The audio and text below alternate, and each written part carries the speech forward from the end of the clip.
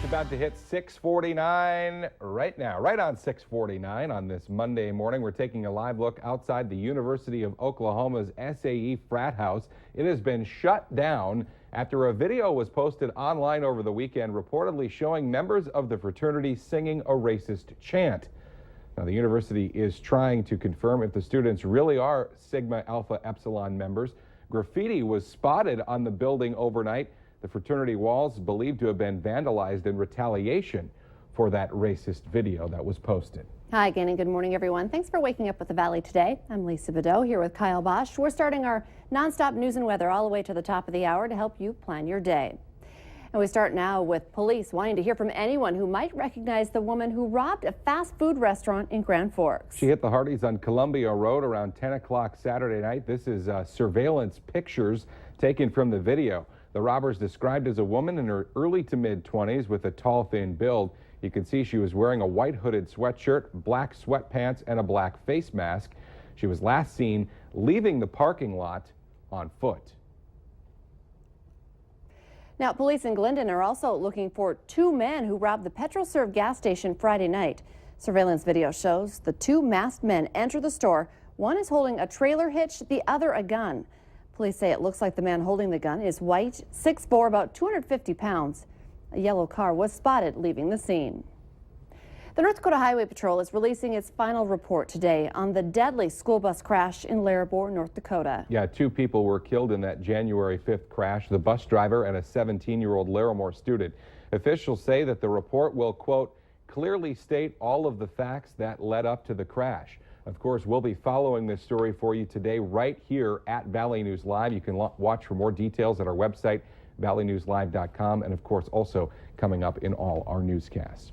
It's just hit 6:51. That means it's time for weather and traffic on the ones. Let's start with meteorologist Robert Hahn. Yeah, this morning's temperatures are not too bad. Temperatures a mix of some 20s and some 30s out there. 27 up in the Devil's Lake, 24 in Grand Forks, 35 here in the Fargo-Moorhead area. Still hanging on to 40 degrees down in Sisseton. Cloud cover. We did have a bit of it during the overnight hours, but that continues to slide off towards the east, decreasing cloudiness for our eastern counties. And then once the sun rises here in about an hour, plenty of sunshine will warm us up quite nicely. Could see some record-breaking highs as we head through the day today, including here in the Fargo-Moorhead area. Underneath the clouds, a little bit of precipitation, but that is east of our area, and that will continue to slide off towards the east of the region. Northern Plains quiet, anticipated to remain quiet as we head through much of the week. The Southern Plains, a different story. A lot of rain. That will continue for much of the day, especially in eastern Texas and over into Louisiana and the southern portions of Arkansas. For us, we're going to see plenty of sunshine as we head through the day today, and temperatures warming up quite nicely. This model underdoing how warm we're going to get. Temperatures will be about 5 to 10 degrees warmer than this, well into the 40s and 50s. Far northern areas where we're still seeing some snowpack out there may hang on to the upper 30s for highs later on today, but still mild nonetheless. A weak system slides off towards the southeast out of Canada, clipping our northern counties with a little bit of perhaps isolated rain and snow showers, but the most of the rest of us will remain dry. Partly cloudy skies tonight. We'll start off with partly cloudy skies tomorrow, but that will give way to mostly sunny skies once again. And once again, temperatures warming well into the 40s and 50s. Today, 56 degrees here in Fargo. If we do get to that 56, and I think we will, that will break a record set back in 1902 of 55 degrees. A little cooler tomorrow, some low 50s, mid 50s again Wednesday, upper 50s Thursday, a touch cooler, but still well above normal for your Friday and Saturday. That's a look at your weather. Time now for another look at your traffic with Al Ahmed. Good morning, Al. Good morning, Robert. Good morning, everyone. Very busy out here on the Metro Interstate Loop this morning. Interstate 94 traffic is pretty darn thick, and folks on the outside lane are really moving along. I'd say a good 70 miles an hour. So, mentioned earlier, I saw a highway patrol officer or somebody out here that had somebody pulled over. Want to watch your speed. Traffic buildups around the ramps, particularly around 45th and on the at the tri-level as well.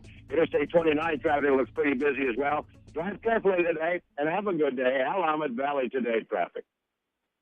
6:53 now as we turn back to your news headlines this Monday morning. 3 people were hurt in a rollover crash in Becker County. It happened early yesterday morning on Highway 59 just north of Callaway, Minnesota. The State Patrol says the driver ran off the road into a ditch, overcorrected back onto the road and across the highway before rolling over in the ditch in the other side of the road. The backseat passenger was thrown from the car. The driver is identified as Jamie Sargent of St. Cloud. Her passengers, Kathleen Wadena and Kobe Weaver, both of Menomin. All three were taken to Fargo for treatment. A Minnesota police officer killed on duty will be recognized at the National Police Week event in Washington, D.C. this May. Mendota Heights officer Scott Patrick will be honored at the Peace Officers Memorial Service in front of the Capitol. His name will also be etched on the wall of the Law Enforcement Officers Memorial. Patrick was gunned down during a traffic stop last July. The Mendota Heights Police Department is holding a fundraiser in April to cover expenses for Patrick's wife and daughters to attend the ceremony. The numbers can be pretty staggering. 150 young people who don't have a place to call home. And it's not a statistic from across the country or even some other big city. It's coming from right here in the Valley. That's why the group YouthWorks is trying to curb the problem. It already helps out 15 to 22-year-olds who could lose their homes. And with a recent federal grant, the program is expanding to reach out to those who are already living on the streets. If you'd like to help, YouthWorks welcomes donations of small basic items like toothbrushes, toothpaste, and soap. They're also always accepting winter clothing. The city of Fargo is resuming firewood inspections today in an effort to manage the spread of Dutch elm disease. Forestry Department workers will start looking at firewood piles at homes around the city. Storing or transporting elm wood with bark attached is prohibited. If you want to use elm as firewood, the bark must be completely removed. To dispose of logs containing bark, place them on the boulevard for pickup by March 25th and notify the Forestry Department. Dutch elm disease destroyed more than 300 elm trees in Fargo last year alone. 5 minutes before 7 in this morning's Consumer Alert. If you're looking for a used car for your teen driver, Consumer Reports has created a top 10 list of the safest used cars for teens that are all under $10,000. Consumer Reports says cars will have to handle well in emergency maneuvers, have good stopping distances, and not be too slow or too fast.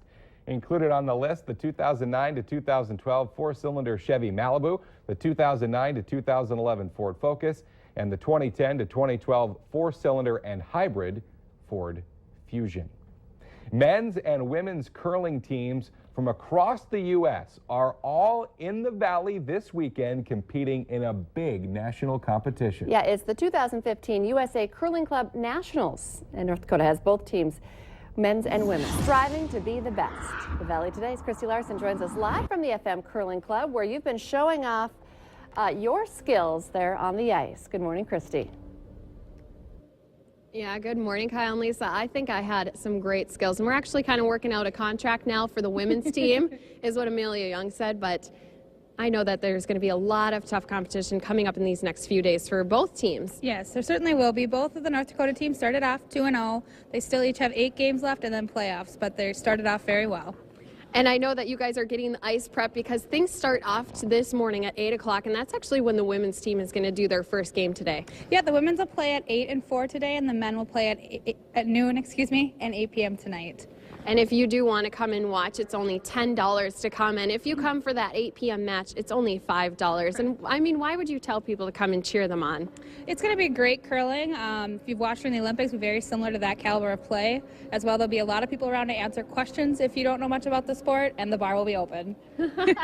I like that last little added thing. And of course, too, you guys, I mean, it's only $10 and you can cheer them on. This is exactly where people are coming to see a lot of that expected high expectations for curling. And again, they're getting the rinks ready this morning. I think I'm going to be coming up here next year and doing the nationals myself in Bismarck, Kyle and Lisa. Good luck with that, Christy. And obviously, too, if you haven't checked out the new facility, it's been open for about a year and a half or so. The new FM Curling Club in South Fargo, absolutely beautiful. And you can see why they're holding the nationals there. Yeah, something to check out right there. Christy Larson reporting live. Thank you, Christy.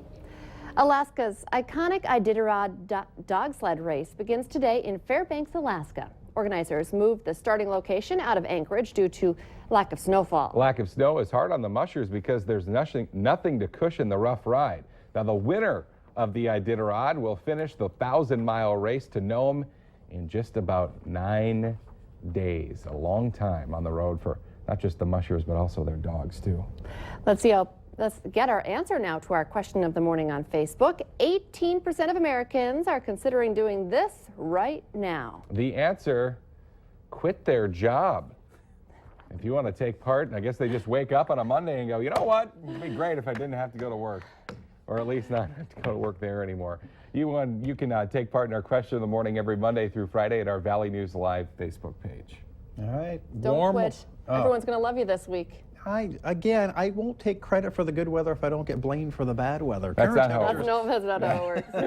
20s, 30s, 33 now here in the Fargo-Moorhead area. We may drop another degree or two before the sun rises. Plenty of cloud cover that we saw overnight that continues to decrease and slide off towards the east. Underneath those clouds, some rain and snow way up in the Arrowhead of Minnesota. Anticipated to be a dry day today. 56 degrees, that would be a record here in Fargo, breaking a record of 55 set back in 1902. Lisa, you remember that, don't you?